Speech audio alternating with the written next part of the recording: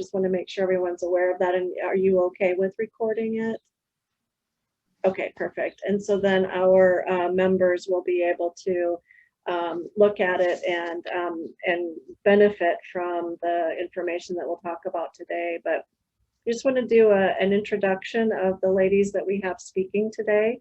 Aleeza Singh is a graduate of the University of Iowa, a great school, and is a second generation Merrill Lynch advisor who started her career in 2007.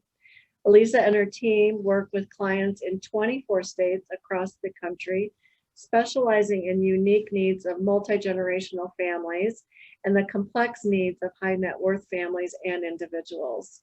She finds great purpose in empowering and educating clients to make informed and confident choices about their finances and more broadly their lives. As we know, they're very well connected together. Aleeza serves as the president for the Midland Markets Women's Exchange chapter and is a member of the current Financial Advisory Council to Management. So welcome, Aleeza. We appreciate you being with us today. Appreciate it, Lorraine. Dr. LaDrina Wilson is the founder of Iman Consulting. She has spent 15 years breaking down barriers and building paths to access for students in the world of higher education. Her work in community college leadership has created opportunities to partner with various businesses in a variety of different industries to tackle community issues such as the achievement gap, skilled workforce challenges, and talent attraction and retention, near and dear to everyone's heart right now. LaDrina has served as a thought leader and community advisor in her executive leadership roles with the Quad Cities Chamber of Commerce, Quad Cities Community Foundation, and the Regional Development Authority. LaDrina earned her PhD in education leadership at Iowa State University, also an amazing school. She has a master's in education from Western Illinois University and dual bachelor's degree in public relations and advertising from Northern Arizona University. Welcome, Dr. LaDrina Wilson. Well, thank you. Nice to meet you all. You as well. We'll turn it over to you two, and very excited to hear the presentation today. Sure. I want to start by thanking everybody. I actually love that we have a bit more of an intimate group. I think it's so hard to have that same in-person connection over Zoom, but the fewer Brady Bunch views and heads we have, actually, I think the more we get to retain some of that. I just want to start by thanking NABO for asking Bank of America and Merrill to partner on this event. I was sharing with Lorraine before most of you hopped on that I'm personally excited because Merrill and Bank of America have a national partnership with NABO. And Annie Brandt out of Des Moines has been meeting with you folks and really just raving about the conversations, the depth of knowledge and wisdom and experience that members have. And we hope this is the beginning of what will be a much deeper partnership going forward. I asked LaDrina to join me because Dr. Wilson is one of the people that I admire most in this community. She's also a dear friend. And her professional experiences and also the fact that women tend to have the most, I think, empowering and inspiring change happen when we get into conversation. So I thought it'd be natural to have not only an expert, but someone that I personally engage with in conversation frequently to help me lead this conversation. So LaDrina, I'm going to turn it over to you because you're the queen of getting me on track and keeping me there. So it's yours. Well, I think we try to do that for each other, but for the purpose of today, I'll maybe lead that charge. Love it. I too, like Aleeza, am glad to have an intimate setting for this conversation. Hopefully you all have some really good questions that we can dive into. But I think it's really important for this type of conversation, which can get very cumbersome if you get into just the numbers of it all, that we add a little bit of feeling to it, right? And what I mean by that is kind of what brought us to this space today. We all know that at some point we will be transitioning to that phase that is retirement. And really, from my perspective, my stake in the game is oftentimes women underestimate their value. And that starts well before retirement, but there's definitely some connections on how we establish our value and where we end up in retirement. And so my stake in the game is just really wanting to make sure that women leave this conversation with more information and knowledge as it relates to Aleeza's expertise and experience, but also better understanding how we can pull each other along in this conversation. There are some decisions that I've personally made that I would have made differently if I didn't have a woman there coaching me and guiding me through it. And there's certainly some decisions that I have made that I wished I would have had a woman there coaching me and guiding me through it. And so that's what I bring to this conversation, is just this strong desire to pull each other up, right? And help you as in your positions, identify how you can pull other women up, whether it's in your organization or even externally. So with that, we are going to engage in just a brief dialogue, and certainly want you to know that this is very informal to the extent that we welcome your questions throughout. Feel free to either unmute yourself, or if you want to use the chat, you're welcome to chime in there. But I want to make sure you walk away with whatever questions you have answered, so don't feel like you have to hold out. I'll first start off by picking Aleeza's brain a little bit. Hopefully some of you were able to read the article. If not, you'll get a better sense of kind of the context of it, but it's definitely, we're looking at the gender lens and retirement planning. And so Aleeza, if you could just share with us, what are some of your observations that account for the disparities that we see across generations as it relates to the retirement planning gaps? Sure.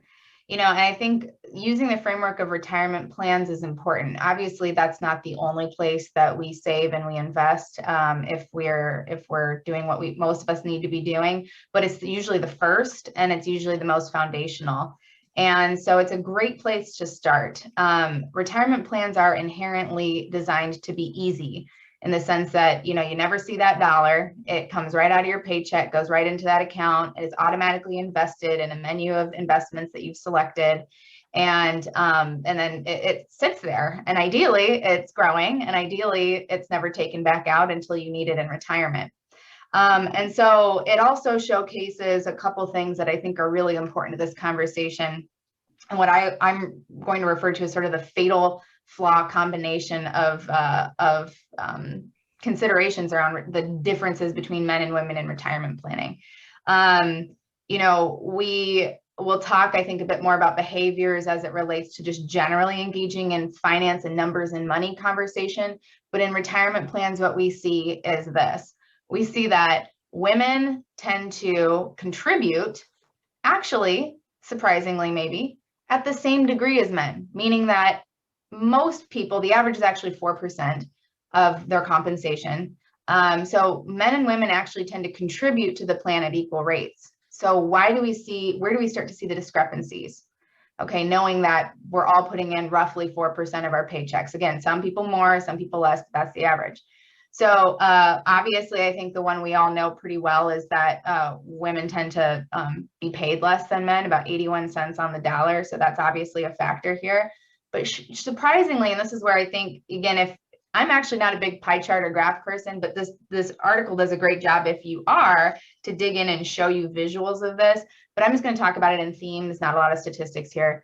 What we see is, first of all, women tend to first have less of their money in the retirement plan in equities.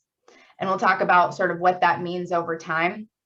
But, qualitatively having less of their compensation. So going back, let's say a woman's making $50,000 in the same role, a man's making $75,000. 4% of those numbers is going to look different. But when you add the fact that women are going to have less of it in an equity position, that's probably going to have more potential to earn over time. Now imagine that those contributions, let's say, are going at 3% for the woman and 7% on average for the men.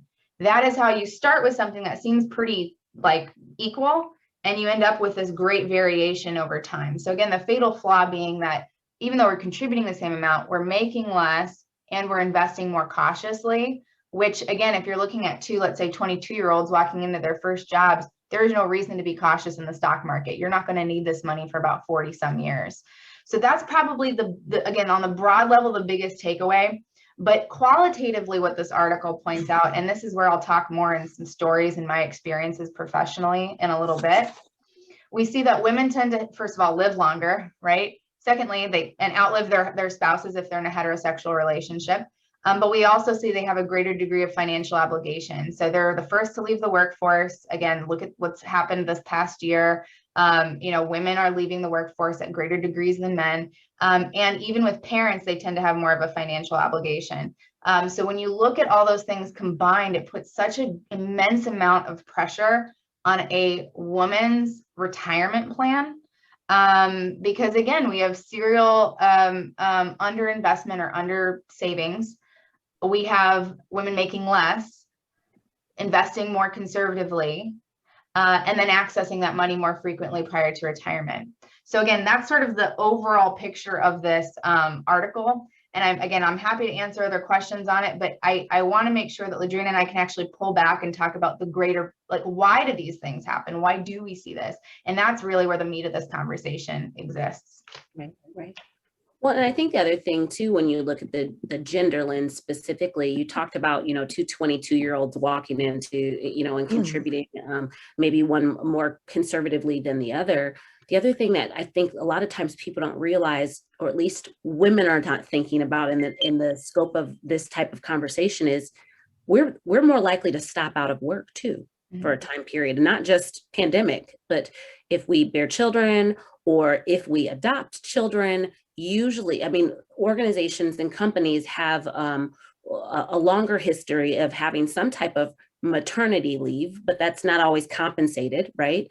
Then they do paternity leave. So there's almost this expectation or inherent kind of its unwritten rule that we are going to have these gaps in employment. So then that also adds to what you're kind of explaining, Aleeza, is how these paths kind of diverge from one another.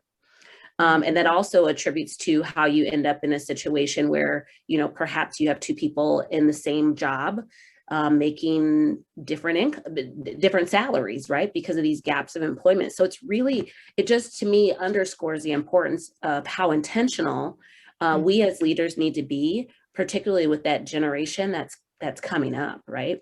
And helping them advocate and understand the importance of knowing your worth, not only in this moment, but in the big picture. Absolutely. Yeah.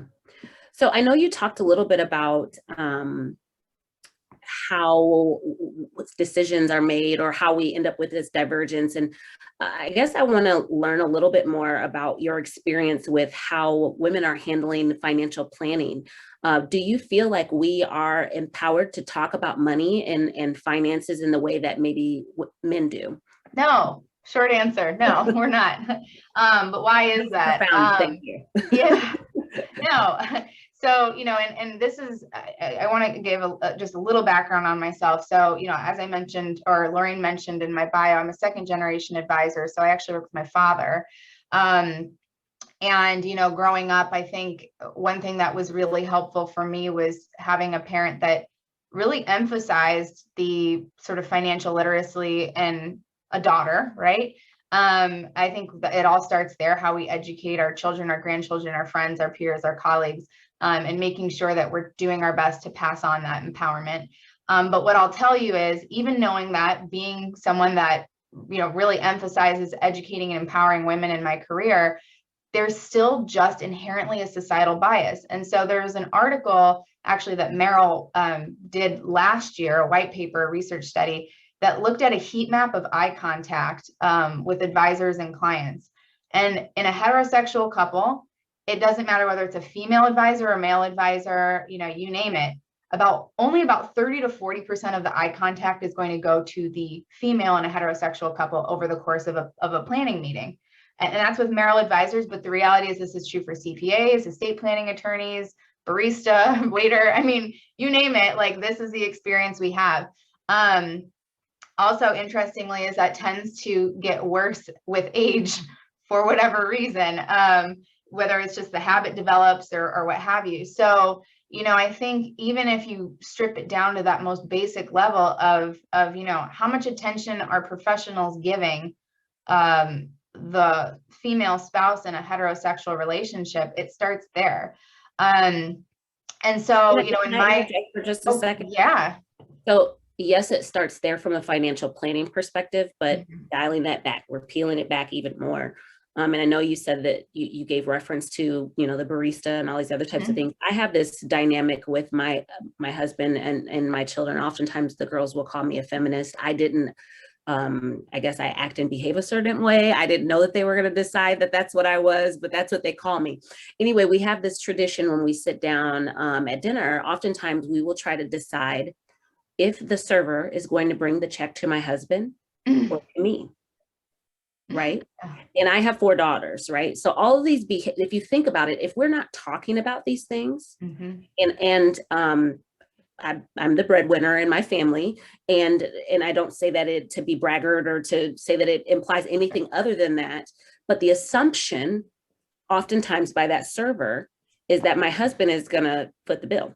Yeah. And he's responsible for the financial piece of it. But that server is also teaching my daughters something too, right? If we're not having intentional conversations, and when we don't pause to have those types of conversations, it perpetuates these types of cycles. I sat across from a young CEO.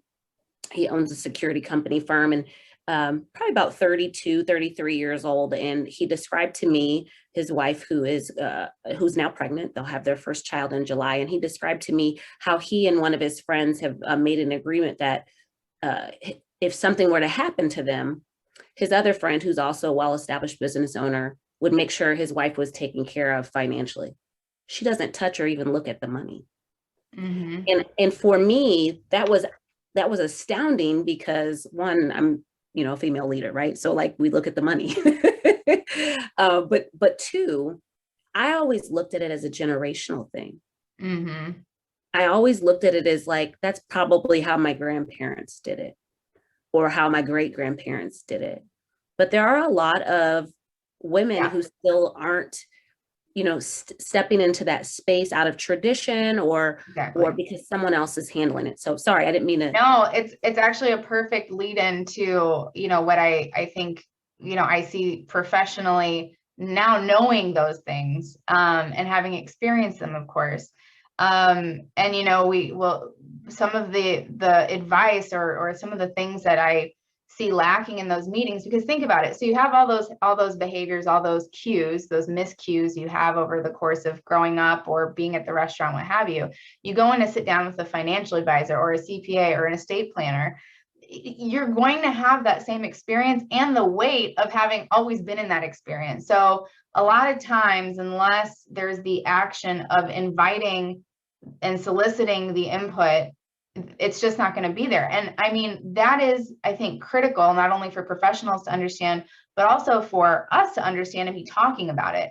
And, over time that exacerbates. So, couples will divide and conquer a household's labor, right? And so if you're just naturally selected into discussing certain things, like especially in finance, women, it's normally the checkbook, it's paying the bills, it's, like making sure that the property taxes got paid. But the husband is normally going to be tasked with things like, selecting investments, talking about the retirement plan and savings, having more of the communication broadly with the advisor. And that's dangerous because, again, think about it. We get more and more sort of stuck in our ways as we get older. If the first time the female spouse is engaging with an advisor is when her husband passed away at 85 and she's, let's say, 84, that's a really hard time to try and learn something new. So, one thing I make a point as a professional is to say, first of all, I will not take a meeting with a husband unless the wife's involved. I just won't do it. And I understand that there are some people that do their finances separately, but if you're living together and you're running a household together, we at least need to have the conversation together.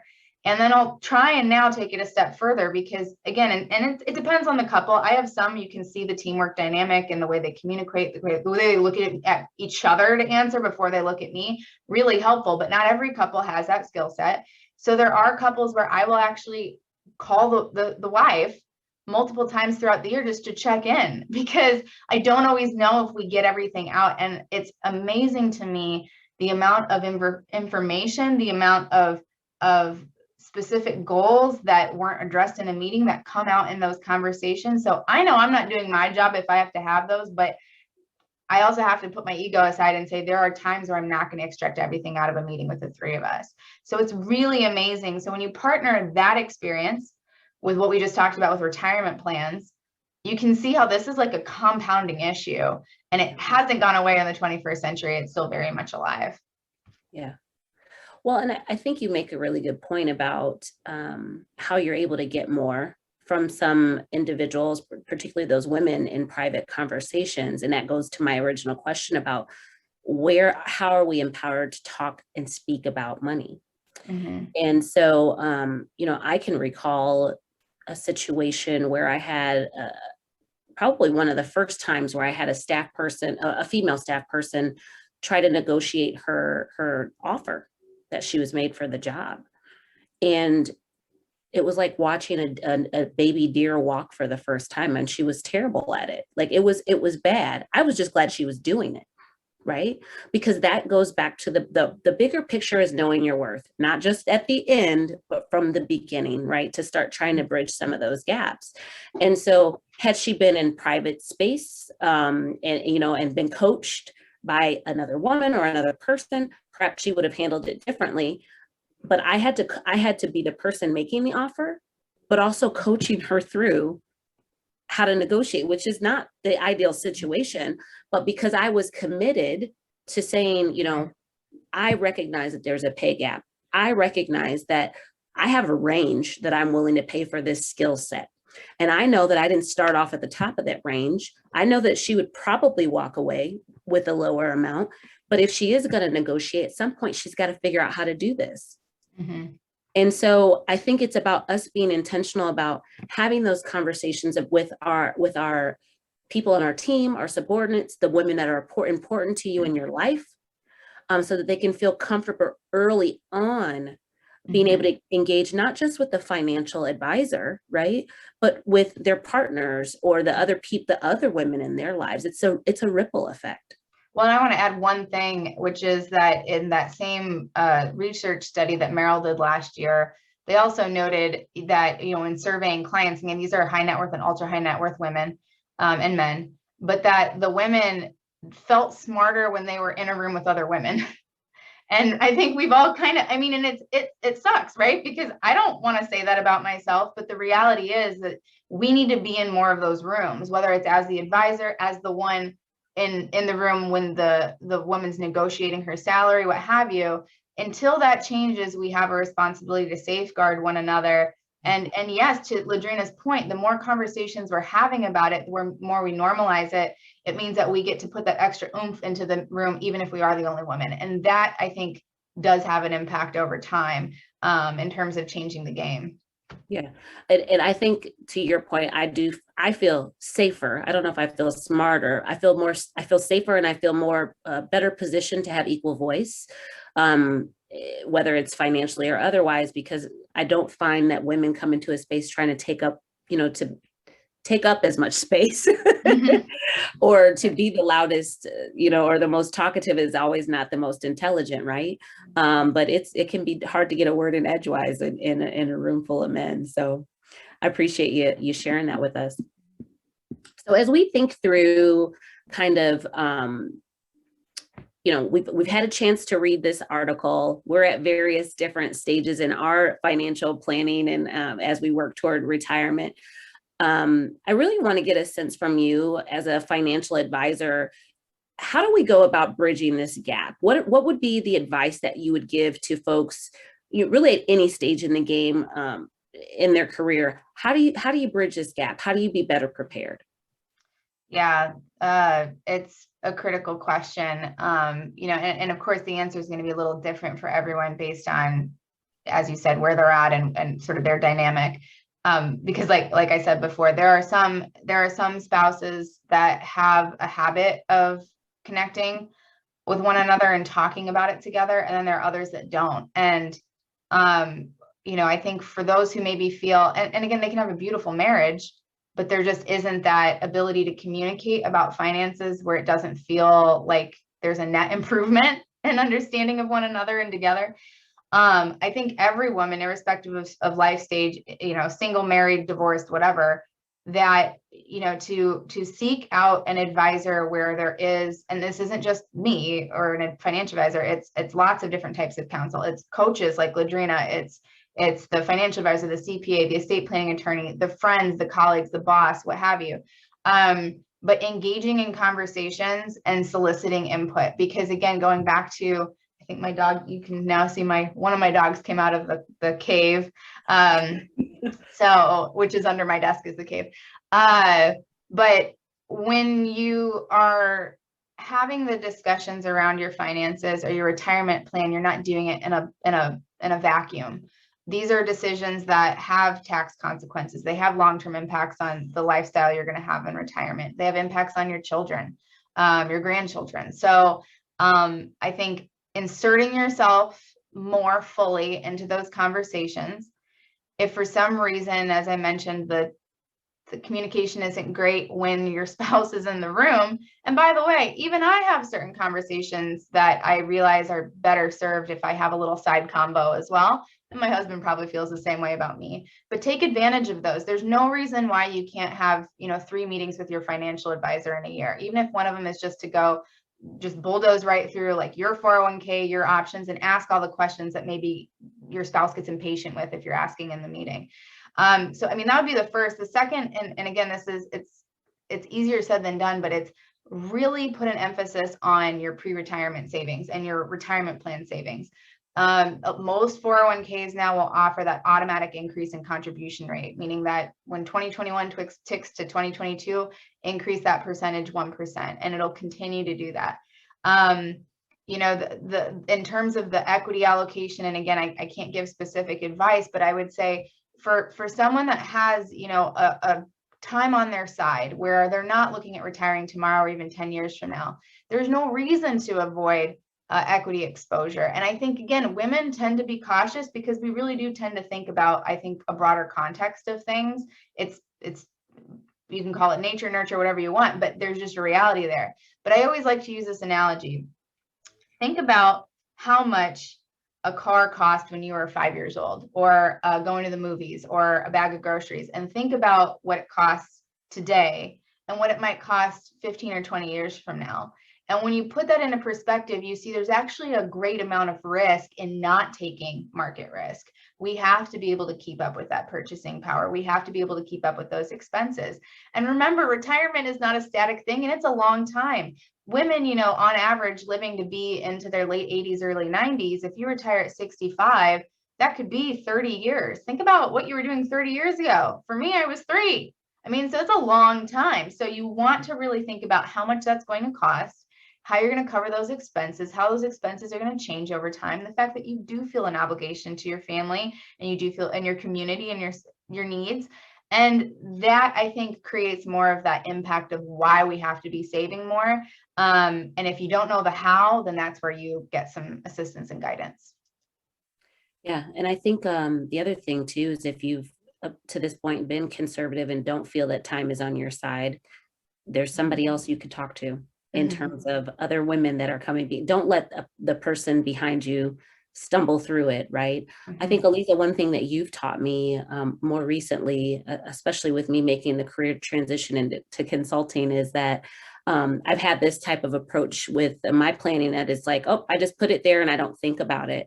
And that I need to have a more take charge attitude and get another set of eyes on whatever plan you have in place. It can be dynamic. It doesn't have to be static. It's not a one and done. You should be revisiting it frequently, and not just when your advisor is saying, hey, it's our annual meeting, but maybe a new set of eyes looking at what you've gotten going on is important as well. Absolutely. Last comment that I have on that, and then I would love to kind of open the conversation to the group, LaDrina, if you're comfortable with that. The last comment I'll make is, when you look at behavioral finance, most people are going to be actually touching the money or looking at the money when they're feeling anxious, when they're going through a career change, when and those are actually sometimes the worst times to be making big changes. So in terms of the investment allocation, et cetera. So, I like always setting an automatic schedule, make it routine. That way it's going to catch your snapshot at a different point. You know, yes, you might have a review with your advisor when you're in crisis mode, but you might have one when you're not too. And that's good because it's going to avoid making big errors. I'll give you a quick example. So last year, obviously, we all know what all happened last year. Right around, I think it was early April, late March, early April. So literally the bottom of the market, everything's total chaos and pandemonium. I had a phone call from a husband and wife that were considering hiring me. They had a good sum of money. They were retired. They had a good sum of money in a 401k that they had never rolled over. That was like their nest egg. And I said, okay, so, like we can talk about this. And he said, well, I already cashed out. I just cashed the whole thing out. And I'm going, oh my gosh, like, okay. And I said, cause he was the one who worked, and I turned it, and I was on the phone. So I turned or directed my attention to the wife. And I said, was that something you guys had like discussed, or was that just something that the husband did? And she wasn't upset about it. She said, yeah, he just did it because, it's his 401k. And I'm like, you probably just screwed yourself. And now you put her in a situation too. These are her monies to take care of, the needs for the two of you for the rest of your life. And, they ended up not hiring me, I think, because I was pretty blunt about like, hey, these types of things need to be, there were other reasons too, I'm sure, but I was pretty clear, like, we have to make these decisions, not in a vacuum, but in the context of the big picture. We're not going to be in a pandemic 20 years from now, but you guys are going to be very much alive. You're going to have expenses. That all has to be considered in this. So, the behavioral aspect of not just doing it when you're feeling concerned, but doing it periodically and having that team in place before you're in crisis, I think is key. So I just wanted to add that in, LaDrina, at the end there. Thank you. So I think one of the things that we wanted to talk with you all about, and hopefully we can glean from you, but also share some of our insights, is related to the employees that we work with. Who are the other women that are coming behind us or that are alongside us? And really what people are looking from in their work experience. And I promise to tie this back to kind of the financial planning aspect of things. But it seems to me, especially post-pandemic, we have an employee population that is looking for some semblance of balance.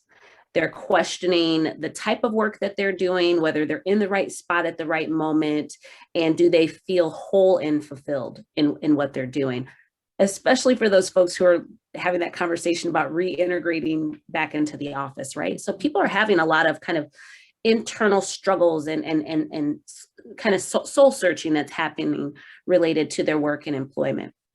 And as we work with individuals, particularly the younger generation that hope to have a more human experience as it relates to work, like there's not this school of thought where you separate, okay, this is my work face and this is my home and life face, and this is the person that these people get.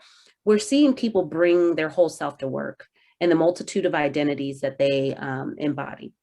And so with that, and that desire to have balance, I wanted to get a sense from you all, whether or not within your organizations, or are you familiar with a group that does a really good job of financially empowering their employees, whether it's through professional development opportunities that include financial planning, or any other type of resources that are provided, not just to women, but especially to women as it relates to financial planning.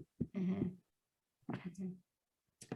Any thoughts on maybe what you're doing in your organization or what you've seen?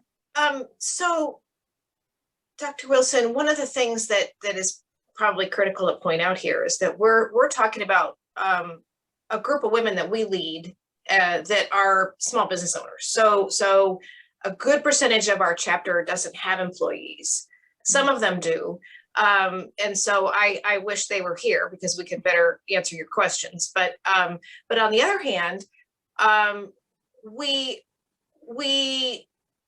have to answer the question, how do we bring that into the small business? How do we bring that into our situations? And so I think I immediately went to what are the resources we use as small business owners? Your question was, what resources do the company offer? But For us, it's what resources maybe did the community offer, or what resources are returning to regularly to address and enlighten us on these issues, these financial, decisions. So I think in that sense, NAVO is one of the resources I think we turn to, because we're offering programs like this, which we'll be sure to share on our YouTube channel. But the maybe the Iowa Center for Success, I don't know if you're familiar, but they've done some programs that I know some of us have attended to. Certainly Women Lead Change is in there in terms of resources, but am I on the right track, gals? Is this how you interpreted that question? Mhm. Yeah, so from my perspective, I think that that's spot on. I think that even if we dig in a little bit deeper, because I think sometimes when we think about professional development and growth opportunities, they aren't centered on just actually pulling in financial planning, right? They're more connected to skill building as it relates to your work. And so I think what I want to emphasize in asking that question, and Aleeza, I think you have some insights too on what people are looking for, is I encourage folks to integrate that into whatever professional development is being provided regularly, right? So that it's something that people are aware of and top of mind and can feel more comfortable talking about, more than you would in terms of a resource to build a skill, being intentional about incorporating it at a frequency that makes it top of mind for all women. Aleeza, did you have any other specific things that you wanted to add? The only thing I want to add, and then I would love, we can expand this even broader.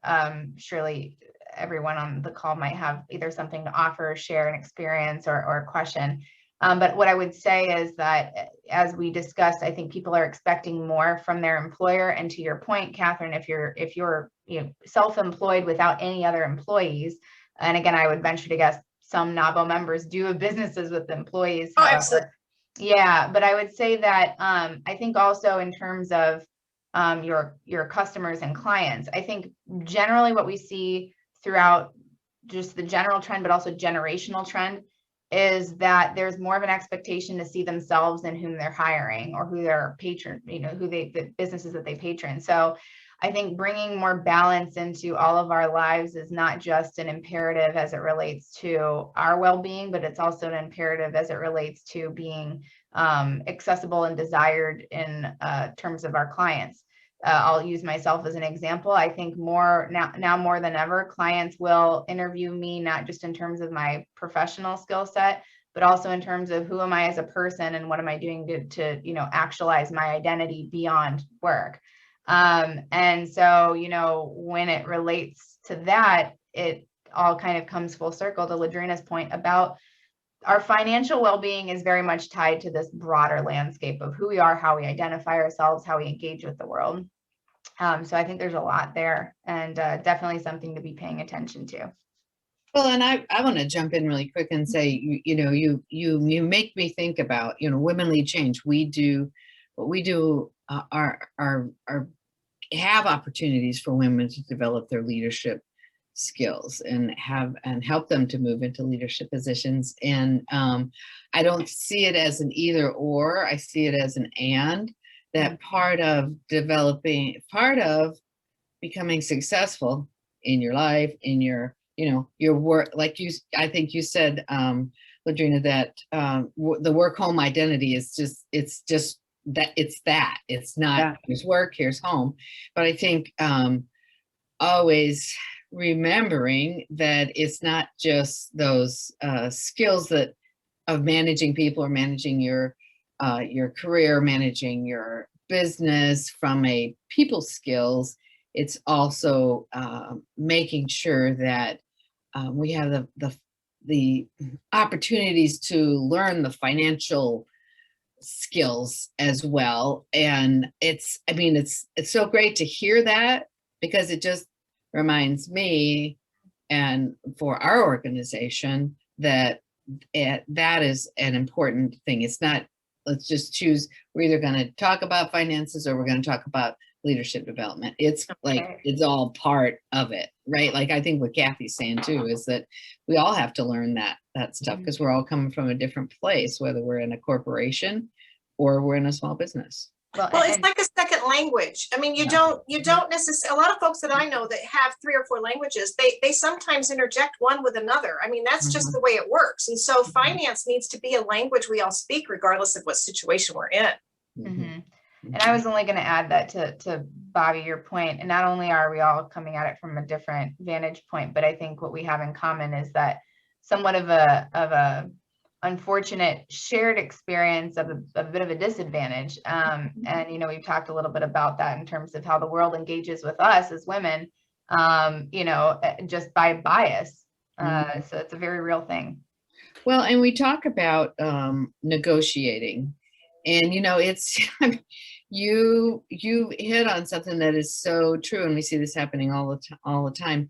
You know, it's important for women to negotiate different things, but it's really important for women to negotiate their salary. I mean, because it's just, data supports the fact that if a man and a woman have accepted a job for exactly the same skills, the man is going to negotiate a better salary and benefit package than the woman does. And why is that? Well, it's because we don't speak that language, just like what Kathy said. Yeah. Yeah.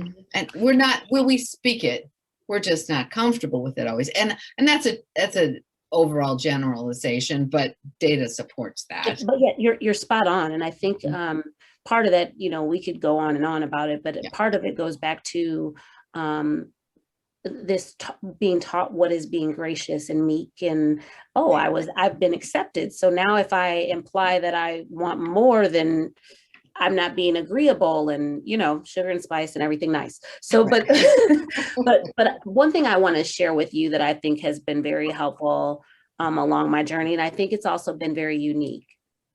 I had 2 women, one who was very much, she was very assertive about everything, really. And I appreciate that about her. Not very many people did, but, but I certainly did. And I remember her saying this to me: "I want you to be a comma girl." And I'm like, "What are you talking about?" "I want you to be a comma girl. Do you have a savings account that's separate from any of the money that you do with your husband?" And I said, "No." And she said, "I want you to you need to be in the annuity plan. And I want you to, we can do it. We can just give me the sheet." She was the CFO at one of the colleges that I worked at. And she was often the only woman in the room because with all the other CFOs. But she said, "Here's what I want you to do, even if it's only $25. And I promise you, this doesn't, I'm not telling you this because I want you to be sneaky or, you know, anything like that." She had her own background and experiences and had gone through divorce and whatnot. But her whole point in wanting me to have this kind of separate just money that I set aside, she's like, "If you can start with $25 every paycheck and it's automatic, it'll just sit over there. And then you can decide if you want to do something else with it. But I also want you to look at this." Like, she's coaching me without explicitly telling me all the details, but she's like, "I want you to be a comma girl." She wanted me to be wealthy in retirement. That's all she was saying. "I want you to have more than one comma set aside." More zeros and commas at the end of the number. So, yeah. And so I think what I take away from that is I was probably 27 when she said that to me. And she cared enough about me, not just in my skill sets as a professional, but about my overall financial well-being. And I think we each can find a person that we care enough about that we want to be comma girls. You know, and I think it starts with being able to make these demystifying these types of conversations. I think Linda had a comment, and I want to make sure we get to that. Linda, you think you had something to say? Well, yes, you're talking about the lifespan, and I want to bring it from the semi-retiree position and what's important about doing that and looking. So once you have retired from full-time work, you know, the financial planning that you need to do. You know, I am very grateful to NABO because at one of the events when we were in person, I met another member, and I switched my financial planning. Well, my husband passed away and I left it at a different company. And, they're like, oh, well, it's fine. It's fine. But when I switched to a woman financial planning, she said, look, you need to be more aggressive in some of your investments. There's no two incomes anymore. And I am in that age group that needs to be, worrying about, the housing and the healthcare and all of that. So, yes, working for NABO on a part-time basis helps supplement that income. But I guess my point was, when you were talking, hopefully you'll broaden it for the lifespan of people who are looking to retire from full-time work, still want to do some part-time, and how do they invest their funds. Right. And, this NABO member got me into, with all the tech and the Amazon and all of that, I'm invested and reaping more financial benefit than the old mail company that I was with, my husband and I were with for years and years. So I just wanted to emphasize how important that is.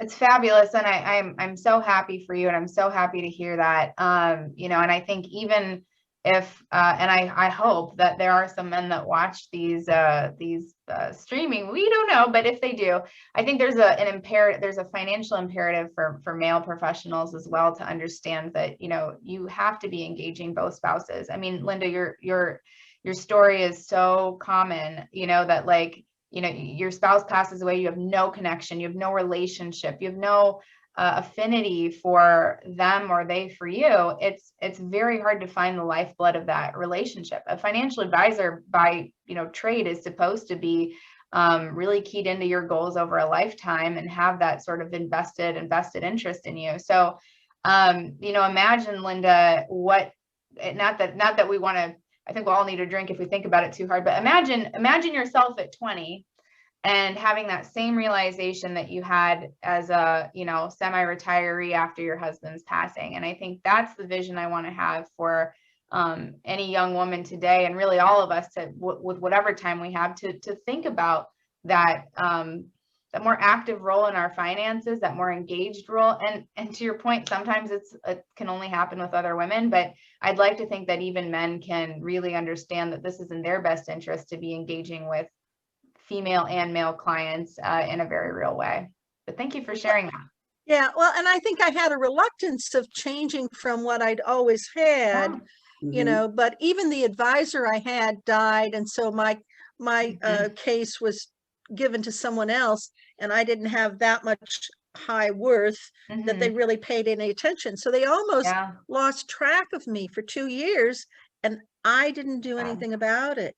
So your message about having regularly scheduled meetings is, I'm giving you a testimonial. That's really good thing over and over.